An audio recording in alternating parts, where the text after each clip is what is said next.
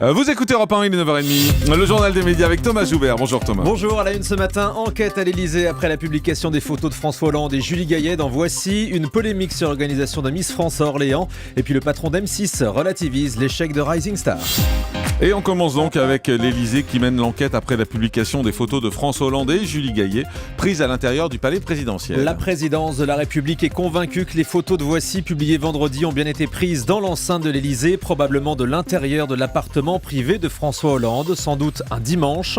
L'auteur des photos, prises avec un téléphone portable, pourrait donc être un membre du personnel de l'Elysée ou un visiteur de passage. Hier, le journal du dimanche a révélé que la présidence avait dressé une liste de 12 employés susceptibles d'avoir réalisé ces photos. Des vérifications des allées-venues de chacun d'entre eux vont avoir lieu. François Hollande qui recadre la chaîne publique France-O. Le président de la République s'est entretenu avec les représentants de l'Outre-mer vendredi. Il a clairement pris position pour que France-O retrouve sa vocation d'être une chaîne ultramarine, alors qu'elle est devenue la chaîne des diversités. Actuellement, 15 à 20% des programmes seulement sont consacrés à l'Outre-mer, avec des scores d'audience ultra bas, puisque la chaîne réalise parfois 0% de part de marché, avec moins de 15 000 téléspectateurs sur des tranches de forte écoute comme l'Access.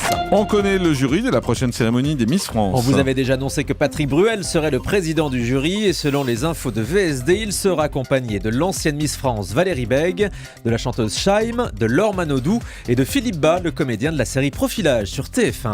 Et à propos de Miss France, le Parisien révèle ce matin une polémique sur l'organisation de la cérémonie à Orléans. Le maire UMP d'Orléans, Serge Grouard, se dit scandalisé par le fait que la région socialiste n'ait accordé qu'une subvention de 7 000 € pour l'organisation, alors que dans le même temps, la région va s'offrir pour 200 000 € de spots publicitaires durant l'émission. Le maire accuse la région de vouloir se faire de la pub sur le dos d'Orléans.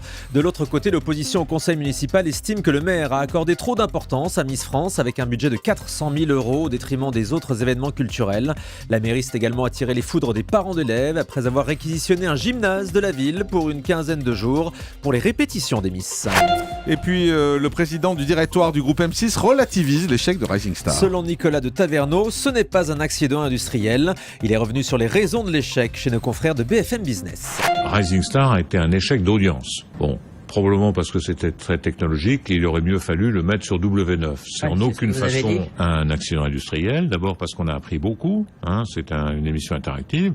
Deuxièmement parce que voilà, on passe à autre chose. Il n'y a pas du tout de drame financier. Ce que je vais vous dire, ça n'atteindra pas notre résultat de cette année. Donc il n'y a pas de difficulté, on l'a remplacé. On a eu des parrains qui étaient très satisfaits parce qu'il y a eu énormément de collections, etc. C'est pas une question de jury, d'animateur. Ça n'a pas fonctionné. En Israël et au Portugal, ça avait correctement marché. Aux États-Unis, en Allemagne, en France, ça n'a pas bien marché. Mais ça, heureusement que la télévision, c'est une science inexacte. Voilà, et la Grande-Bretagne avait même renoncé, avant même le lancement, à faire Rising Star au vu des échecs dans les autres pays. Les billets pour le prochain spectacle des Enfoirés seront mis en vente demain. Alors que s'ouvre aujourd'hui la campagne d'hiver des Restos du Cœur, l'association créée par Coluche prépare le prochain concert des Enfoirés. Ce sera à Montpellier du 21 au 26 janvier prochain. Le spectacle s'appellera cette année Sur la route des Enfoirés et vous pourrez donc acheter vos places dès demain dans les points de vente habituels. Et le concert sera diffusé sur TF1 d'ici le mois d'avril, avec sans doute comme tous les ans la meilleure audience télé de l'année. Le TF1 va consacrer une soirée à Johnny Hallyday. À l'occasion de la sortie de son nouvel album Restez vivant, TF1 prépare un prime spécial pour le 20 décembre prochain. Selon VSD, cette émission sera tournée à Nice. Johnny interprétera des duos avec de nombreux invités. Le show devrait être 100% musical, sans animateur. Et puis TF1 lancera aussi prochainement un nouveau concours de talent. Il s'agira de l'adaptation d'un programme allemand intitulé The Brain, le cerveau. Selon Téléstar, la version française s'appellera Les Extraordinaires. Ce sera une compétition entre candidats ayant des compétences extraordinaires, comme par exemple mémoriser plus de 900 dates d'anniversaire ou alors faire un Rubik's Cube les yeux bandés. Ils seront jugés, déjà les yeux ouverts, j'y arrive pas. C'est ça. Vous n'êtes pas prêts d'aller dans l'émission. Ils seront jugés par des célébrités. Le public désignera le meilleur talent.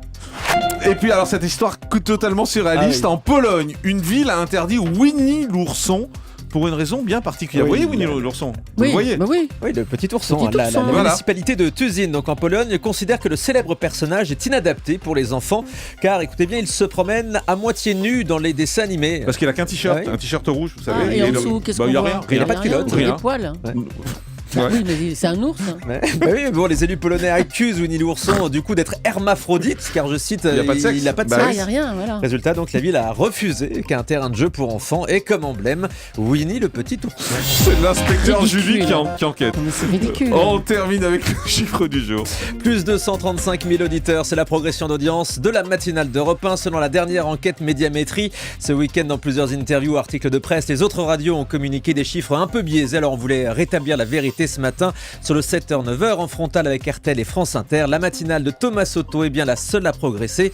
Plus 235 000 auditeurs, là où RTL en perd 120 000 et Inter 113 000. Voilà, c'est bien de rectifier les choses, effectivement. Et puis, un grand merci à vous. Vous êtes 1 800 000 à suivre chaque jour ce grand direct de 9h à midi. 1 800 000 auditeurs. Donc, on est ravis. En plus, on est en progression. Et nous, c'est vrai. Jean-Marc Morandini. Allez, tout de suite, c'est le télérépondeur. Votre avis sur la télé.